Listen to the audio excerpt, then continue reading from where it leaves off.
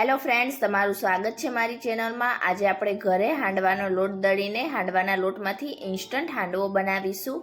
અને આ હાંડવો એકદમ ઝડપથી બની જાય છે અને ખાવામાં એટલો ટેસ્ટી લાગશે કે તમે વારંવાર બનાવશો। તો ચાલો બનાવીએ। રેસીપી સારી લાગે તો વિડીયોને લાઇક કરજો, વધારેમાં વધારે શેર કરજો અને હજી સુધી જો તમે મારી ચેનલને સબસ્ક્રાઈબ ના કરી હોય તો સબસ્ક્રાઇબ કરીને બાજુમાં રહેલા બેલ આઇકન બટનને પ્રેસ કરજો, એટલે નવી નવી રેસીપીના નોટિફિકેશન આવશે। તો ચાલો બનાવીએ। તો હવે બજાર કરતાં એકદમ સસ્તો અને ચોખ્ખો હાંડવાનો લોટ બનાવવા માટે આપણે સૌથી પહેલાં તો ઇન્ગ્રીડિયન્ટ્સનું માપ જોઈ લઈશું। તો અહીંયા મેં 1 કપ જેટલા ઝીણા કે પછી ખીચડિયા ચોખા લઈ લીધા છે। તો હાંડવાનો લોટ બનાવવા માટે તમારે આ રીતના ખીચડિયા ચોખાનો જ ઉપયોગ કરવાનો છે, બાસમતી ચોખાનો ઉપયોગ બિલકુલ નથી કરવાનો, તો તમારો હાંડવાનો લોટ પરફેક્ટ બનીને તૈયાર થશે। તો અહીંયા તમે કોઈ પણ ક્વોલિટીના બાસમતી સિવાયના ચોખા યુઝ કરી શકો છો। તો હવે 1 કપ ચોખાની સામે મેં અહીંયા 2/3 કપ એટલે કે 1 કપ કરતાં થોડીક ઓછી તુવેરની દાળ લઈ લીધી છે। તો તમે જેટલા પ્રમાણમાં ચોખા લો તેનાથી થોડાક ઓછા પ્રમાણમાં તમારે તુવેરની દાળ લેવાની છે। તો 1 કપ ચોખા, 2/3 કપ જેટલી તુવેરની દાળ સામે અહીંયા મેં 2 ટેબલ સ્પૂન જેટલી ચણાની દાળ લઈ લીધી છે અને સાથે જ 2 ટેબલ સ્પૂન જેટલી અડદની દાળ લઈ લીધી છે। તો પરફેક્ટ હાંડવો બનાવવા માટેનું આ પરફેક્ટ માપ છે। 1 કપ જેટલા ચોખા, 2/3 કપ જેટલી તુવેરની દાળ, 2 ટેબલ સ્પૂન જેટલી ચણાની દાળ અને 2 ટેબલ સ્પૂન જેટલી અડદની દાળ લેશો એટલે તમારો હાંડવાનો લોટ એકદમ પરફેક્ટ બનીને તૈયાર થશે। તો હવે સૌથી પહેલાં તો આપણે આ બધી વસ્તુને શેકવાની છે। તો ગેસ ઉપર પેન રાખીશું અને તેમાં સૌથી પહેલાં તો આપણે જે 1 કપ ચોખા લીધા છે તે ઉમેરીશું અને હવે મીડિયમ ટુ લો ગેસની ફ્લેમ પર આપણે ચોખાને 2 થી 3 મિનિટ માટે રોસ્ટ કરીશું। તો અહીંયા આપણે ચોખાને વધારે પડતા બ્રાઉન નથી કરવાના, આ રીતે તેને હલકા રોસ્ટ કરીશું એટલે ચોખામાંથી મોઇસ્ચરનું પ્રમાણ બિલકુલ જતું રહેશે અને આપણો લોટ વધારે સમય સુધી સારો જળવાઈ રહેશે। તો લગભગ 2 થી 3 મિનિટ માટે આ જ રીતે આપણે ચોખાને હલાવતા જઈને રોસ્ટ કરી લઈશું। તો ચોખાને રોસ્ટ કરતા લગભગ 2 થી 3 મિનિટ જેવો સમય થયો છે અને આ રીતે આપણે ચોખાને હાથ ઉપર લઈને ચેક કરીએ તો આપણા ચોખા એકદમ સરસ રીતે ગરમ થઈને ક્રિસ્પી થઈ ગયા છે। તો હવે આનાથી વધારે આપણે ચોખાને બિલકુલ નહીં શેકીએ, ગેસની ફ્લેમ ઓફ કરી દઈશું અને હવે ચોખાને આપણે પ્લેટમાં નીકાળીને પ્લેટને આપણે ઠંડી થવા માટે રાખીશું અને હવે એ જ પેનમાં આપણે જે 2/3 કપ જેટલી તુવેરની દાળ, 2 ટેબલ સ્પૂન જેટલી ચણાની દાળ અને 2 ટેબલ સ્પૂન જેટલી અડદની દાળ લીધી છે તે બધી પેનમાં ઉમેરીશું અને હવે દાળને પણ આપણે મીડિયમ ટુ લો ગેસની ફ્લેમ પર 2 થી 3 મિનિટ માટે ક્રિસ્પી થાય ત્યાં સુધી તેને શેકીશું। તો હવે લગભગ દાળને શેકતા પણ 2 થી 3 મિનિટ જેવો સમય થઈ ગયો છે અને હવે આ રીતે આપણે દાળને પણ હાથ ઉપર લઈને ચેક કરીએ તો આપણી દાળ એકદમ સરસ રીતે ગરમ થઈને ક્રિસ્પી થઈ ગઈ છે। તો હવે ગેસની ફ્લેમ ઓફ કરી દઈશું અને દાળને પણ આપણે બીજી એક પ્લેટમાં નીકાળી લઈશું। તો દાળ અને ચોખાને તમારે અલગ અલગ પ્લેટમાં નીકાળવાના છે અને તેને 10 મિનિટ માટે રેસ્ટ આપી દઈશું। તો લગભગ 10-1 મિનિટ જેવું થયું છે અને આપણા દાળ અને ચોખા બંને એકદમ સરસ રીતે ઠંડા થઈ ગયા છે। તમારે તેને ઠંડા કરવા ખૂબ જ જરૂરી છે, ત્યાર પછી તેનો લોટ બનાવીને તૈયાર કરવાનો છે। તો હવે એક નાનો મિક્સર જાર લઈશું અને સૌથી પહેલાં તો તેમાં આપણે ચોખા ઉમેરી દઈશું। તો અહીંયા તમારે દાળ અને ચોખાને એક સાથે બિલકુલ નથી પીસવાના, અલગ અલગ પીસીને તૈયાર કરવાના છે। દાળ થોડી કરકરી રહેશે અને ચોખા થોડાક જ કરકરા રહેશે। તો હવે ચોખાને આપણે થોડાક કરકરા રહે એ રીતે ક્રશ કરી લઈશું। તો અહીંયા તમે જોઈ શકો છો મેં ચોખાને એકદમ સરસ રીતે પીસી લીધા છે અને આ રીતે આપણે લોટને ચેક કરીએ તો તે રવાના દાણા જેવો થોડોક કરકરો છે। તો આ જ રીતે તમારે પીસીને તૈયાર કરવાનું છે। હવે એક બાઉલ લઈશું અને તેમાં બધા લોટને ઉમેરી દઈશું અને હવે ફરી એ જ મિક્સર જારમાં આપણે જે દાળ લીધી હતી તે બધી દાળ ઉમેરીશું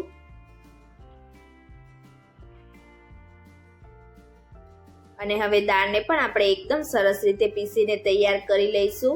તો અહીંયા તમે જોઈ શકો છો મેં દાળને પણ એકદમ સરસ રીતે પીસીને તૈયાર કરી લીધી છે અને આ રીતે આપણે ચેક કરીએ તો દાળનો લોટ થોડોક વધારે ચોખાના લોટ કરતાં કરકરો છે। તો આ જ રીતનો તમારે કરકરો લોટ બનાવીને તૈયાર કરવાનો છે। હવે આ લોટને પણ આપણે બાઉલમાં ટ્રાન્સફર કરી લઈશું અને હવે બંને લોટને આપણે એકદમ સારી રીતે સ્પૂનની મદદથી મિક્સ કરીશું।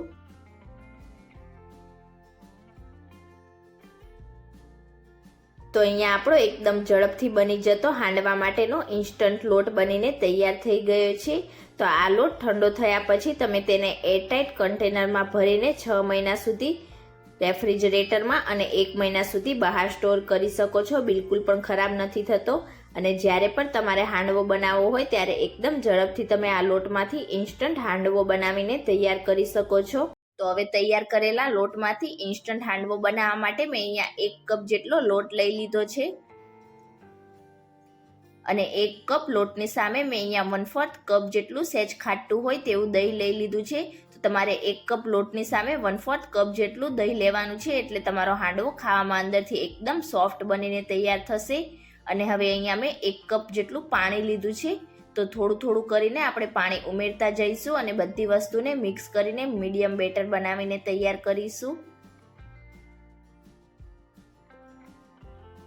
તો અહીંયા તમે જોઈ શકો છો મેં આ રીતનું મીડિયમ બેટર બનાવીને તૈયાર કરી લીધું છે. અને આટલું બેટર બનાવવામાં મારે 1 કપ જેટલા પાણીનો યુઝ થયો છે. હવે બેટરને ઢાંકીને 3 થી 4 કલાક માટે રેસ્ટ આપી દઈશું.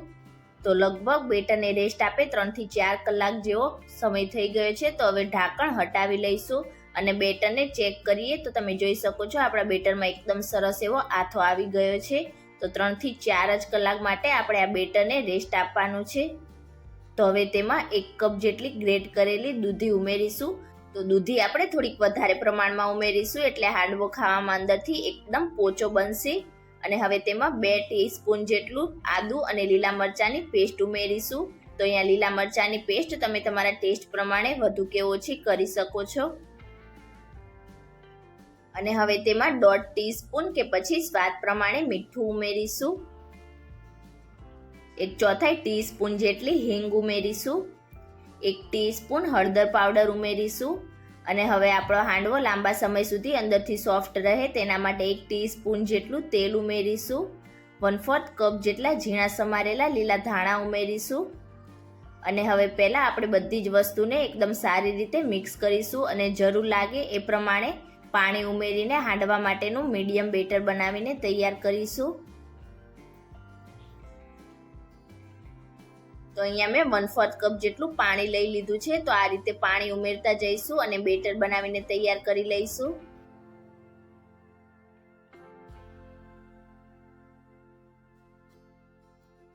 તો અહીંયા તમે જોઈ શકો છો મેં 1/4 કપ જેટલું પાણી ઉમેરીને આ રીતનું મીડિયમ બેટર બનાવીને તૈયાર કરી લીધું છે. તો આ રીતે ચમચીમાંથી આસાનીથી પડે એ રીતનું તમારે બેટર બનાવીને તૈયાર કરવાનું છે. અને હવે હાંડવો બનાવ્યા પહેલાં આપણે તેમાં 1 ટીસ્પૂન ઈનો ફ્રૂટ સોલ્ટ ઉમેરીશું. અને ઈનોને એક્ટિવેટ કરવા માટે 1 ચમચી જેટલું પાણી ઉમેરીશું. અને હવે ઈનોને આખા બેટરમાં એકદમ સારી રીતે મિક્સ કરી લઈશું. તો અહીંયા તમે ઈનોની જગ્યાએ કુકિંગ સોડાનો ઉપયોગ પણ કરી શકો છો, પણ ઈનોનું રિઝલ્ટ વધારે સારું આવે છે. તો હવે ઈનો નાખ્યા પછી આપણે બેટરને વધારે પડતો રેસ્ટ નથી આપવાનો, તરત જ આપણે હાંડવો બનાવીશું. તો અહીંયા મેં ગેસ ઉપર એક મીડિયમ સાઇઝની પેન રાખેલી છે. હવે તેમાં 2 ટેબલ સ્પૂન જેટલું તેલ ઉમેરીશું. તેલ ગરમ થઈ જાય એટલે તેમાં 1 ટીસ્પૂન રાઈ ઉમેરીશું અને રાઈને એકદમ સરસ રીતે ફૂટવા દઈશું. ગેસની ફ્લેમ સ્લો રાખીશું. રાઈ ફૂટી જાય એટલે હવે તેમાં 1 ટીસ્પૂન સફેદ તલ ઉમેરીશું અને તરત જ આપણે જે બેટર બનાવીને તૈયાર કર્યું છે તે મિક્સ કરીને બધું બેટર પેનમાં ઉમેરી દઈશું. અને હવે આખી પેનમાં આપણા બેટરને એકદમ સારી રીતે ફેલાવીને સેટ કરી લઈશું. ઉપરથી પણ આપણે થોડાક સફેદ તલ છાંટીશું. અને હવે તેને ઢાંકીને જ્યાં સુધી આપણું બેટર ઉપરથી એકદમ સરસ ડ્રાય ના થઈ જાય ત્યાં સુધી મીડિયમ ટુ લો ગેસની ફ્લેમ પર કૂક કરીશું. તો હવે લગભગ હાંડવાને કૂક કરતા 10 મિનિટ જેવો સમય થઈ ગયો છે. તો હવે ઢાંકણ હટાવી લઈશું અને આપણો હાંડવો નીચેથી ક્રિસ્પી થયો છે કે નહીં તે ચેક કરવા માટે આપણે પહેલાં આ રીતે કિનારીથી તેને થોડોક અલગ કરી લઈશું. અને હવે હાંડવાને પલટવા માટે આ રીતે આપણે ઉપર કોઈ પણ એક પ્લેટ રાખીશું અને હવે હાંડવાને પલટી દઈશું. તો અહીંયા તમે જોઈ શકો છો આપણો હાંડવો નીચેથી એકદમ સરસ કૂક થઈને ક્રિસ્પી થઈ ગયો છે. તો હવે ફરીથી આપણે પેનમાં 1 ટીસ્પૂન જેટલું તેલ ઉમેરીશું અને આ રીતે તેલને આખી પેનમાં ફેલાવી દઈશું. અને હવે હાંડવાને નીચેની સાઈડથી આપણે કૂક કરવા માટે આ રીતે તેને એકદમ હળવા હાથેથી પેનમાં ઉમેરીશું. અને હવે ફરીથી તેને ઢાંકીને નીચેથી ક્રિસ્પી ના થઈ જાય ત્યાં સુધી કૂક કરી લઈશું. લગભગ 6 થી 7 મિનિટ જેવો સમય થયો છે અને હવે હાંડવાને ચેક કરવા માટે ફરીથી આપણે આ રીતે એક પ્લેટ રાખીશું અને હવે ફરીથી હાંડવાને પલટી દઈશું.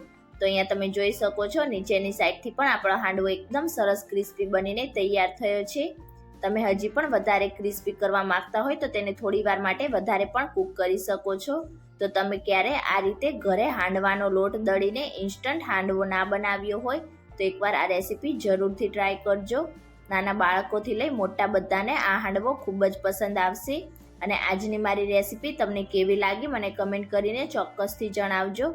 રેસીપી સારી લાગી હોય તો વિડીયોને લાઇક કરજો, વધારેમાં વધારે શેર કરજો અને ચેનલને સબસ્ક્રાઇબ કરીને બેલ આઇકન બટનને પ્રેસ કરજો એટલે નવી રેસીપીના નોટિફિકેશન આવશે. Thank you for watching.